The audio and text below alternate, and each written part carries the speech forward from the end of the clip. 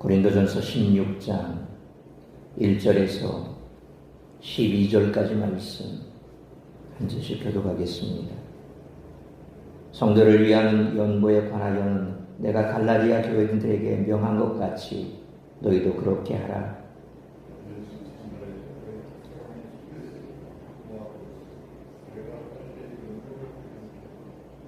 내가 이럴 때에 너희가 인정한 사람에게 편지를 주어 너희의 은혜를 예루살렘으로 가지고 가게 하리니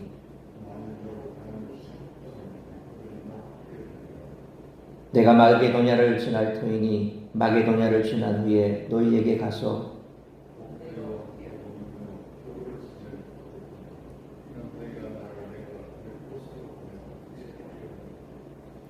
이제는 지나가는 길에 너희 보기를 원하지 아니하노니 이는 만일 주께서 돌아가시면 얼마 동안 너희와 함께 머물기를 바람이라.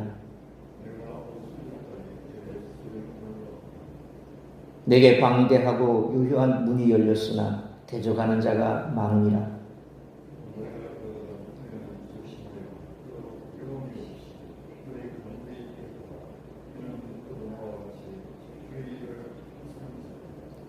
그러므로 누구든지 그를 멸시하지 말고 평안히 보내어 내게로 오게 하라. 나는 그가 형제들과 함께 오기를 기다리노라.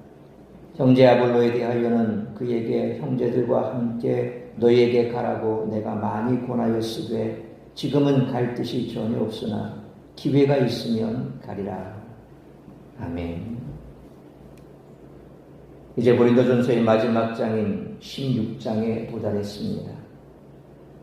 1절로 4절에서는 연보 문제를, 5절로 9절에서는 바울의 여행 계획을 밝히며 10절로 11절에서는 디모데에 대한 부탁을, 12절에서는 아볼로에 대한 소식을 전합니다. 그리고 13절로 24절까지는 마지막 권면과 끝인사입니다. 먼저 바울의 가르침을 통해 연보의 몇 가지 원리를 발견할 수 있습니다. 먼저 연보는 일부 부유한 사람뿐만 아니라 모든 사람이 자신의 수입에 따라 자발적으로 참여해야 합니다. 또한 즉흥적으로 하기보다 미리 준비해야 합니다. 교회는 재정에 관한 일에 언제나 조심해야 하며 정직하고 깨끗하게 재정을 관리하고 사용해야 합니다. 이에 바울은 고린도 교회 연보를 고린도 교회가 인정한 사람을 통해 예루살렘에 전달하려고 한 것입니다. 이어지는 바울의 여행 계획에서 만일 주께서 허락하시면이라는 그의 말을 우리는 놓치지 말아야 합니다. 우리는 이 말에서 바울이 매사에 주님의 뜻을 구하고 그 뜻대로 움직였음을 알게 됩니다. 종은 주인의 허락을 받아 일하며 그 명령에 순종합니다. 가고 오고 머무는 성도의 삶 전체가 주께서 허락하시면이라는 자세로 겸손히 자신을 내려놓고 모든 것을 주님께 맞추는 선택의 연속이어야 합니다. 또 하나는 보내어준다는 말에서 파송교회와 사역자의 관계를 생각해 볼 수 있습니다. 교회는 사역자를 파송하기 전 서로 사랑과 신뢰를 쌓고 비전을 공유하며 얼마간의 시간을 함께하는 것이 필요합니다. 보냄받을 때 사역자는 효과적인 사역을 할 수 있는 후원을 받는다는 점에서 유익하고 교회는 그 사역에 동참해 함께 하나님의 뜻을 이룬다는 보람을 가집니다. 바울이 자신에게 주어진 사도의 권한을 다 사용하지 않고 자비량으로 사역하는 것이 사실이지만 때로는 교회의 기도와 재정적 후원을 거부하지 않았습니다. 한편 디모데는 바울의 대리인으로 고린도에 방문할 사람입니다. 디모데는 바울과 같이 주의 일을 힘쓰는 바울의 동력자입니다. 오늘 본문은 주의 일을 힘쓰는 자들이 두려움 없이 공동체에 있게 해야 하며 그들을 멸시하지 않고 존중해야 함을 가르칩니다.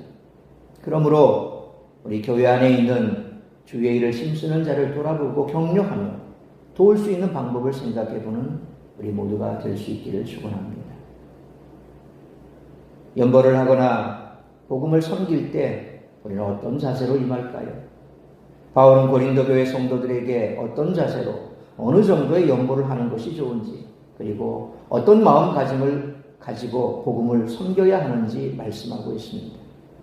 따라서 이와 같은 오늘 본문의 말씀을 통해서 우리들이 깨달아야 할 것은 첫째로 1절로 2절 상반절 말씀처럼 하나님께 받은 은혜의 분량대로 하나님께 드려야 한다는 것입니다.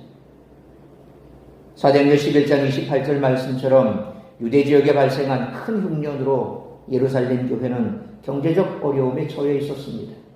그래서 1절 말씀처럼 이미 갈라디아 교회들에게 형편이 어려운 예루살렘 교회를 위한 연보를 명령한 바울은 이제 고린도 교회에도 동일하게 명령합니다. 형제 교회들이 힘들고 어려울 때는 서로 도와야 합니다. 그것이 하나님이 기뻐하시는 일입니다. 바울은 2절 상반절 말씀처럼 연보할 때 각자의 수입에 비례해야 할 것을 명령합니다.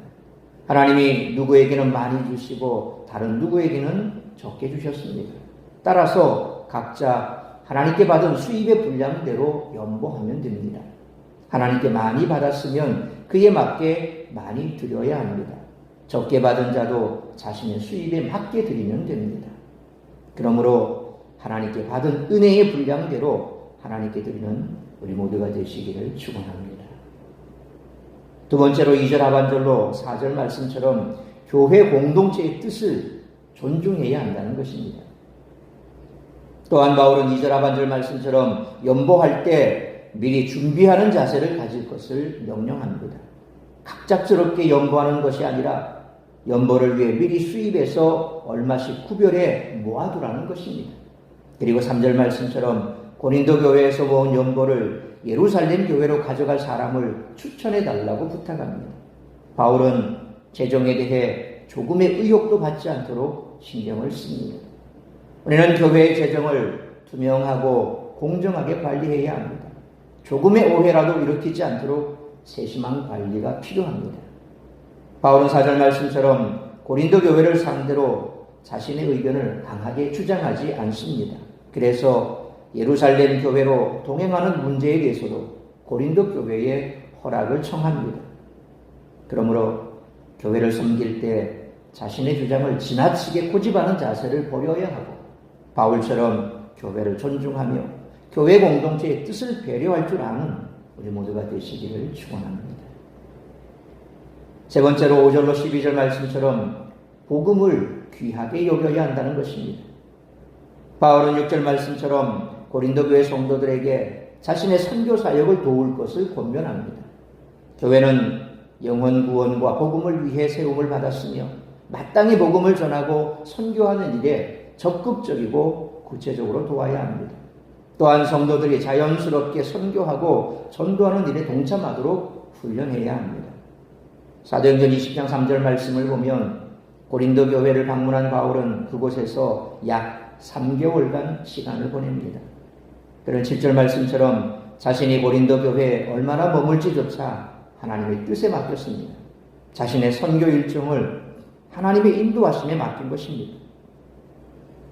바울은 8절 말씀처럼 오순절까지 에베소에 머물고자 합니다. 그 이유는 9절 말씀처럼 에베소에서 많은 복음의 열매가 있었고 또한 그곳에서 복음을 더 전하기 위함입니다. 바울의 관심은 오직 복음 전파하는 것에 있었습니다. 하지만 9절 하반절 말씀처럼 복음의 흥황한 역사가 있는 곳에 또한 악한 사탄의 방해가 있음을 기억해야 합니다. 바울은 10절 말씀처럼 디모데를 고린도 교회로 먼저 보내며 그를 따뜻하게 맞아줄 것을 요청합니다. 11절 말씀처럼 나이가 어리다는 이유로 복음이 사역자를 멸시를 해서는 안 됩니다. 그러므로 복음을 언제나 귀하게 여길 뿐만 아니라 복음을 섬기는 일꾼이 마땅히 존중받는 그런 공동체를 만들어가는 우리 모두가 되시기를 축원합니다. 사랑하는 성도 여러분, 바울의 권면처럼 연보는 미리 준비해야 하고 자신의 수입에 맞게 해야 합니다. 요즘 우리는 연보란 말은 별로 그렇게 쓰지 않습니다. 헌금이다 라고 쓰죠. 연보하고 헌금하고 미묘한 차이가 있습니다만 당시 드렸던 그 연보란 개념과 오늘 우리가 매 주일마다 드리는 이 헌금의 개념은 조금 미묘한 차이가 있습니다만 어쨌든 그 근본은 똑같습니다. 하나님께 우리의 수입의 일부를 그렇게 드리는 것이고 이것은 11조를 포함한 각종 모든 헌금들을 다 포함하는 것입니다. 오늘 사도 바울이 그들에게 권면했던 것은 특별 선교 헌금 정도의 수준이다라고 생각할 수 있을 것입니다. 어쨌거나 사도 바울이 이처럼 우리가 하나님 앞에 드려야 할 이 헌금의 그 의미가 무엇이고 어떻게 해야 할 것인가에 대해서 한 얘기 가운데 가장 중요한 것은 자신의 수입에 맞게 드려라 하는 것입니다. 많은 수입이 있는 사람이 많은 수입 가운데 하나님 앞에 자기가 받은 만큼 드려야 되는데 그것을 드리기가 아까워서 하지 않는다거나 가령 11조의 개념도 그렇지 않습니까? 자신의 소득의 10분의 1인데 때로 사실 이 11조를 어떻게 드려야 되느냐 통수입의 10분의 1이냐 아니면 공과금을 다 제하고 나갈 거 다 제하고 실수익의 11조를 드릴 것이냐 뭐 이런 문제도 실상 많이 논의가 됩니다. 그러나 통상 성경적인 그런 개념에서 봤을 때 구약이나 신약의 모든 개념에서 봤을 때 전체 내 소득의 10분의 1이 맞는 것이죠. 그러니까 뭐 공과금 떼고 이것 떼고 다 떼고 나서 실질적으로 내가 가지고 있는 그 실소득의 10분의 1을 하면 되지 않느냐라고 생각을 하는데 그건 성경적이지는 않습니다. 물론 그것을 또 교회에서 강요하지는 않지. 신앙의 상황이니까요. 본인이 하나님 앞에서 어떻게 해석할 것인가 성경은 그렇게 얘기합니다.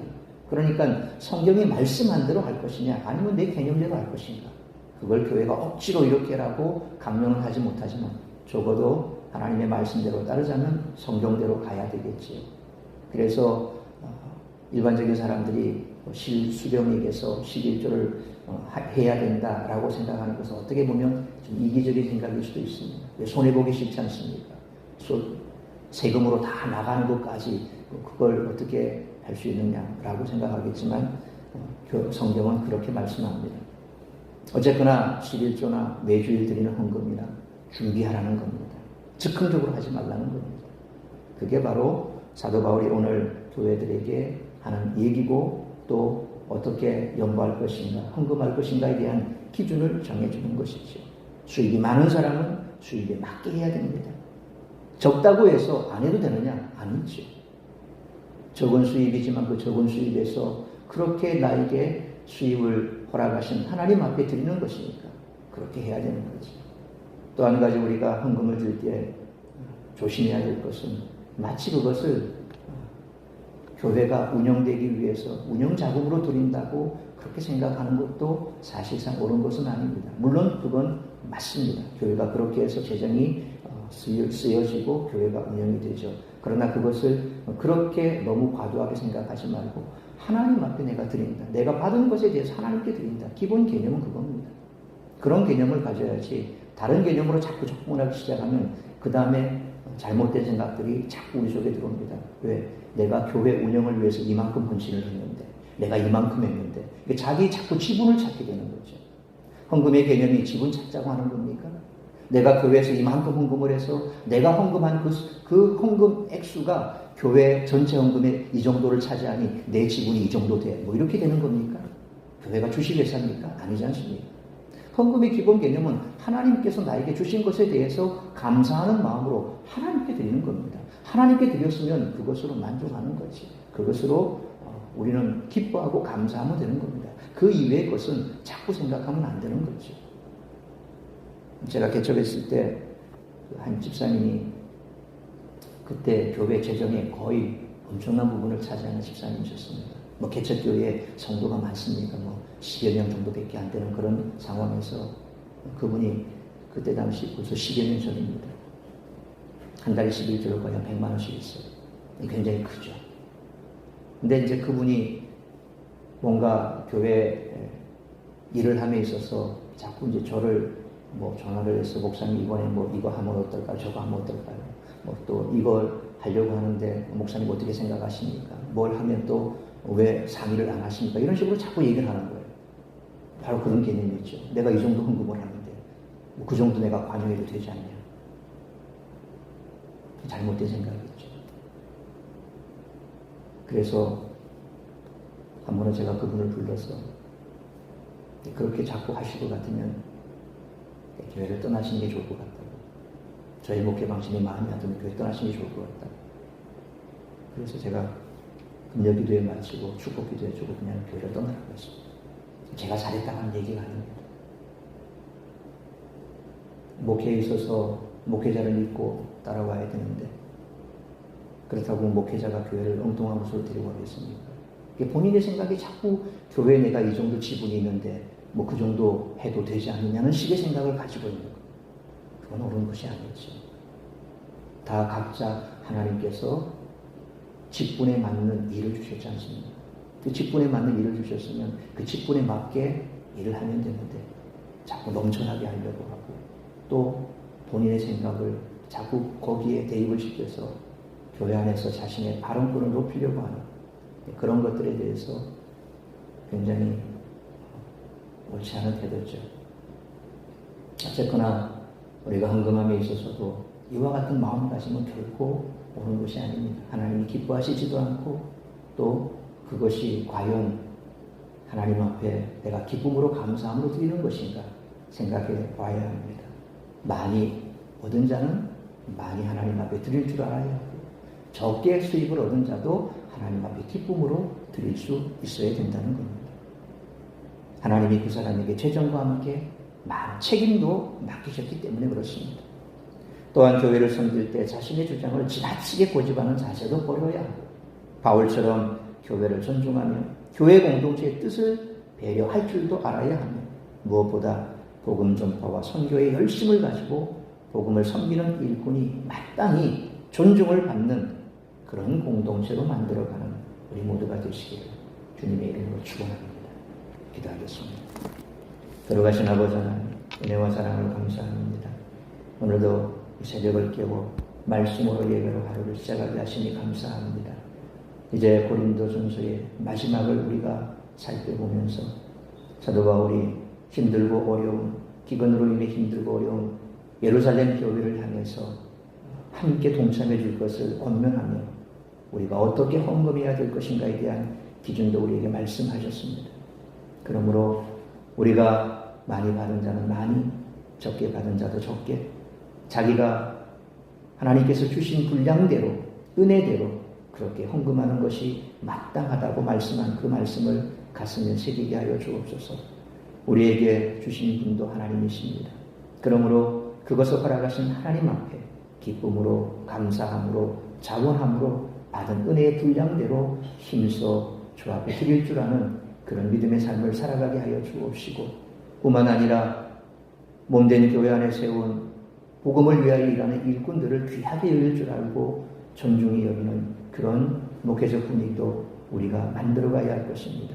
그러므로 그들이 힘써 주의 일을 잘 감당할 수 있는 분위기가 된다면 교회는 더욱더 부흥하고 성장해 나갈 것입니다. 이처럼 우리에게 각자 주어진 그 분량, 믿음의 분량대로 하나님께서 맡기신 분량대로 힘써 교회를 세워나가는 아름다운 믿음의 공동체를 만들어갈 수 있는 우리 사랑샘 교회와 성도들 될 수 있도록 인도하여 주옵소서. 오늘 이 한 날도 나를 통하여 이루고자 하는 주의 뜻이 무엇인지 또 내가 주의 몸된 교회를 어떻게 섬기며 세워가야 할지 주 앞에 기도 가운데 주의 음성을 듣고 주의 말씀 듣고 돌아가는 복된 시간 될 수 있기를 간절히 빌고 소원하오며 이 모든 말씀 우리 주 예수 그리스도의 이름으로 기도하옵나이다. 아멘.